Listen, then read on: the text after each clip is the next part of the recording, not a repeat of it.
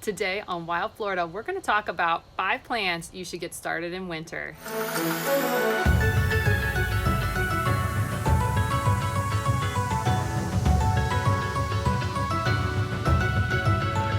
Hi, I'm Jacqueline, the Wild Floridian, and welcome to week 9 of the Growing Food is Easy challenge. The challenge where we work on saving money, going local, and saving the world one piece of food at a time.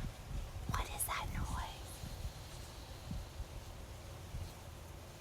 Okay, we'll keep going.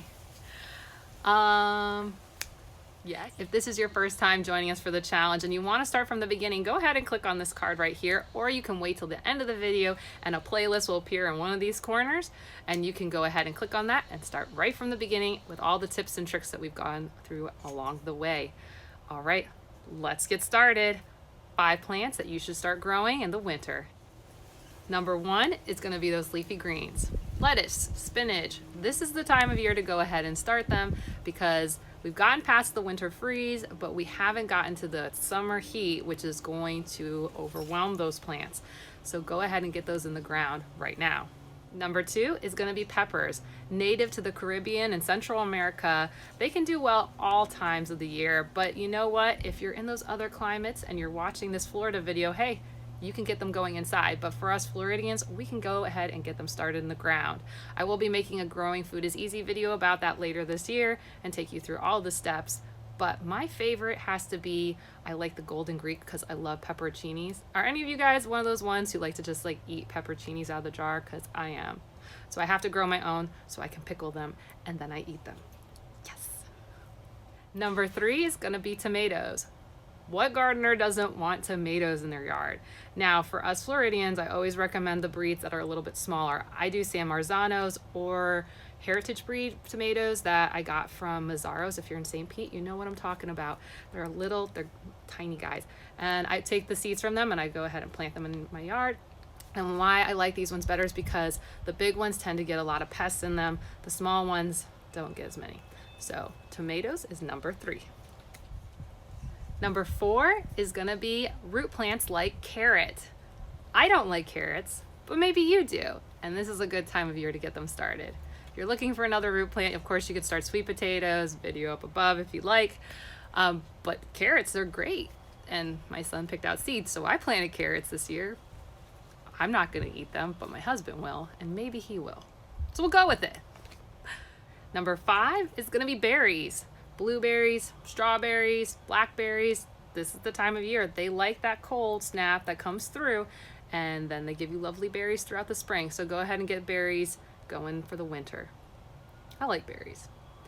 There's better berries for Florida, but we'll go with it. All right, these are the plants that I'm recommending for winter, but if you'll notice there's a theme. A lot of these are temperate climate plants. They're not native to the subtropics and tropics. And if you're thinking about, well, Jacqueline, why not get those going? Hang on a second. You can, but we'll have more success a little bit later in the year, and I'll bring that through for one of our later Growing Food is Easy challenge videos. And to make sure you don't miss that, go ahead and like, subscribe, and ring that bell for notifications so you don't miss that video later this year. Okay, now it's time to go and check in. And speaking of tropical plants, I got a whole nother rack of bananas, 13 pounds worth, which brings my total to 53. So what does that mean? Oh, that's 20% of the way to my annual goal of 250 pounds. And we're in February. Awesome, right? I think maybe I'll beat it. Okay, no, focus on getting there first. Okay, and with the weather up and down, also, I don't know if I mentioned this in one of the other videos, but I have a whole bunch of green onions bolting. So I'll also make a video on that so you guys can see what it looked like, because I didn't show you in the green onion video. So I'll make one for you so you can see what it looks like, because it's kind of cool. What else happened? Now checking in with you, Kathy Sanders wrote that my oranges were really pretty and that she wished she had oranges so pretty, which thanks Kathy. And the reason she's not getting such great oranges is she's got leaf miners. And I'm so sorry you have that. And she was asking me for advice. And I'm sorry to say, well, sorry, not sorry. I have never had leaf miners before, so I'm not really sure how to go deal with them. And if you know how to, please leave Kathy a comment below. I'm sure she would really appreciate some advice. But I can say what I do is I put down mulch and I put down compost every year.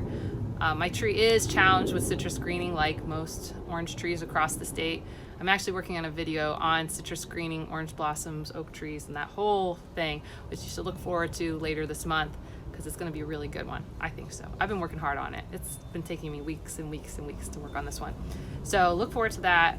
Good luck, Kathy. I really hope your tree does better and you're able to find the answers on this one. Let's see what else. Okay, that's all I've got for you. So next week's video is going to be on soil pH because it's the next component we really need to talk about when prepping our beds for our plants. So if you're in for the challenge or just along for the journey, go ahead and share with others. Growing food is easy.